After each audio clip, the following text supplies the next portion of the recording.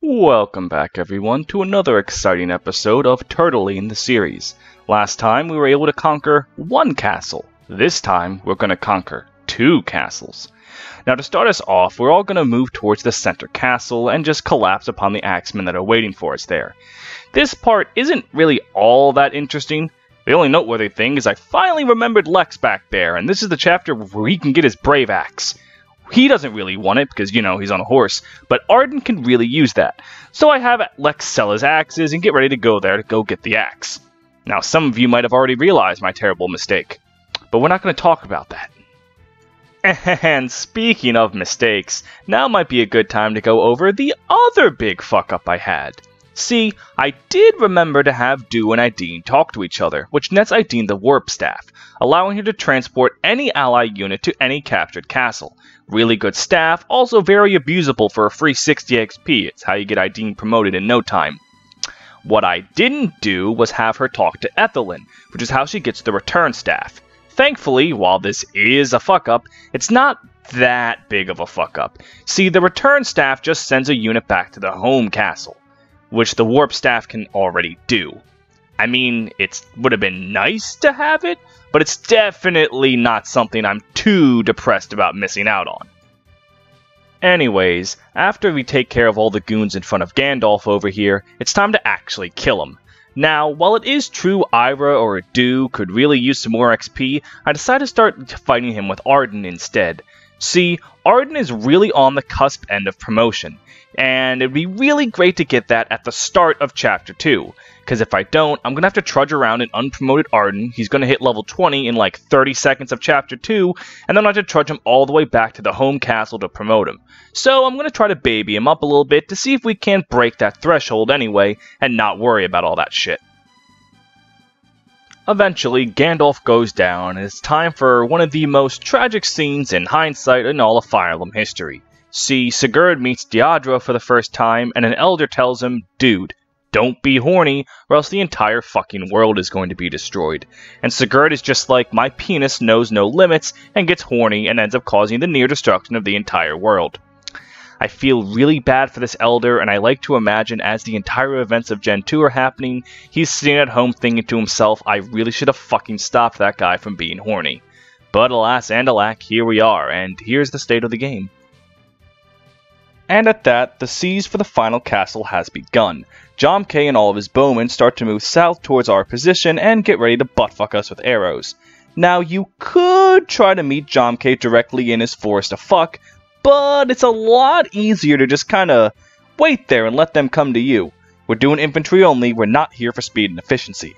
And while we're waiting for Jomke to get there, we can take care of Du and Iris arena runs and try to see if Azel and Arden can't finish the arena off while we wait for Jomke to patiently stroll through the Forbidden Forest. Actually, while we're doing all of this arena bullshit, it's time to bring up something that's going to be really important. Who do we pair off our women with? We have two of them so far already, Ideen and Ira, and both of them have children that'll play a key role in the second generation. Let's start with Ideen, since we technically got her first.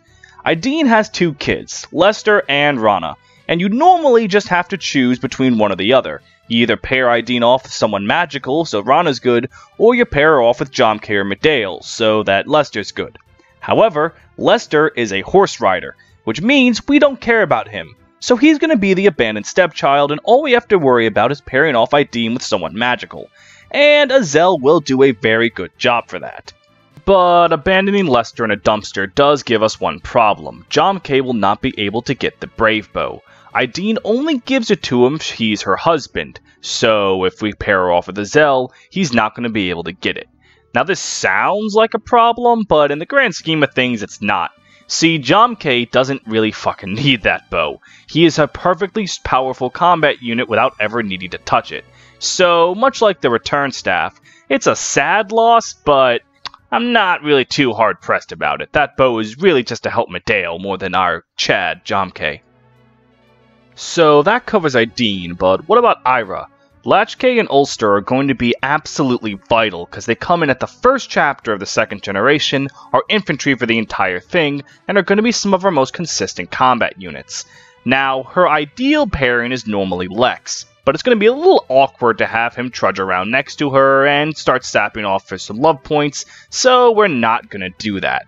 That leaves us with our other capable candidates, Dew, Arden, and next chapter, Holn. Now, all three of them offer something good for her, but this run through, I think I'm going to do something I've never done before and try to hook her up with Dew. See, the first thing is that Latchkey doesn't really need anything from her father. Ira basically makes that child on her own, and the father just helps pump it up.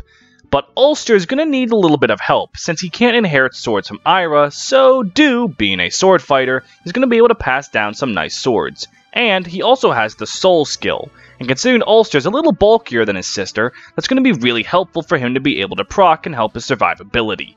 Now, it's not the ideal pairing, again, that would be Lex, but Dew's growths are very well balanced. He's capable of giving good stats to both children.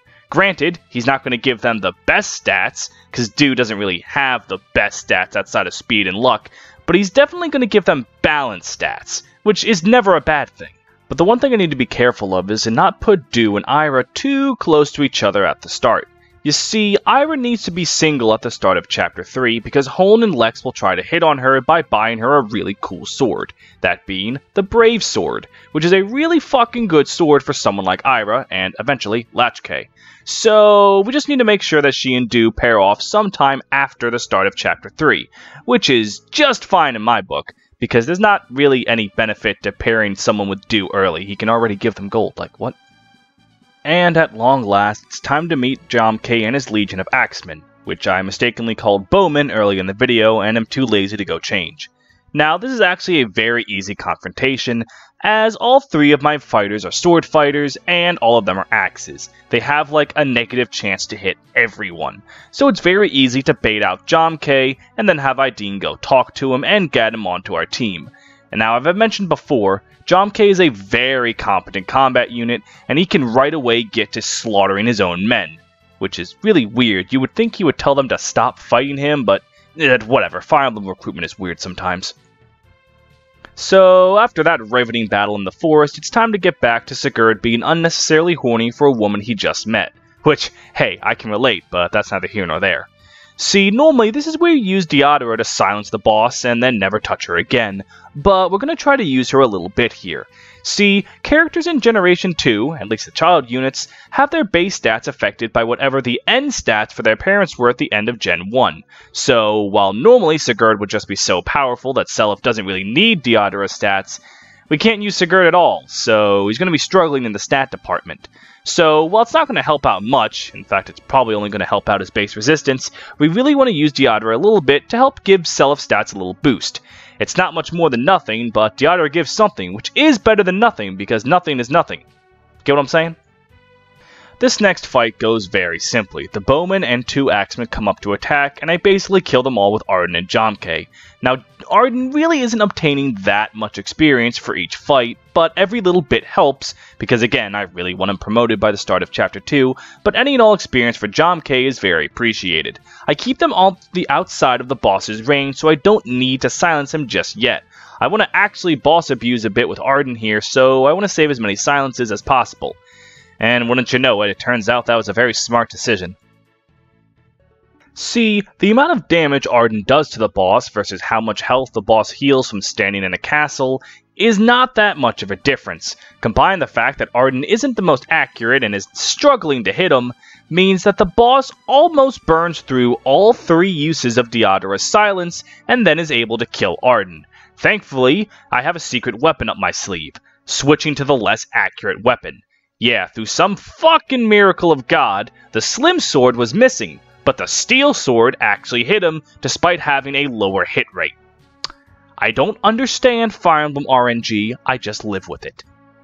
And now, after all of that, we can finally get Lex his Brave Axe. Haha, funny joke. I really fucked up on this one. For those who don't know, Lex getting his Brave Axe is a reference to the Aesop fable, The Woodcutter's Axe. Long story short, a woodcutter drops his axe in the lake, lady comes up and says, "Did you drop this gold axe?" And the humble woodcutter says, "No, I didn't." So the lady gives him the gold axe and his regular axe back. And Lex is the same thing, but with a brave axe. I sold his axe. He doesn't have an axe to drop in the river. Or I guess this is the ocean. So, once I realized how badly I fucked up there, I just said, fuck it, I'm just gonna get the Brave Lance and give that to Arden instead, and just warped Lex home for some XP for Aiden. Not my best moment. And after I've realized that mistake, it's just a quick wrap-up for the rest of the chapter. I send Deidre through what she can do in the arena, which is like 2 fights. I have Aideen heal and warp everyone she can to help give her some XP, because warp gives a sweet sexy 60 XP. And then it's just a matter of having Sigurd walk up and seize the chapter. Arden is level 18, and hopefully all of that work will be enough to promote him come the start of the next chapter. And so, Chapter 1 is complete, after a whopping 115 turns. Oh god, we're gonna break 1,000 before the end of Generation 1. Thank you all so much for watching, and if you like this video, like, comment, subscribe. I realize I don't say that enough, and I probably should say it more.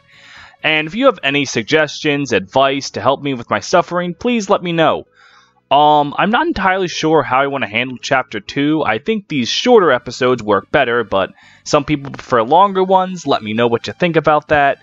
And I'll see y'all next time, where we can get Hone, Latchis, though we can't promote her, and Lewin and Sylvia. So that'll be a big ol' pump up to our army. I'll see y'all then, and have a wonderful day.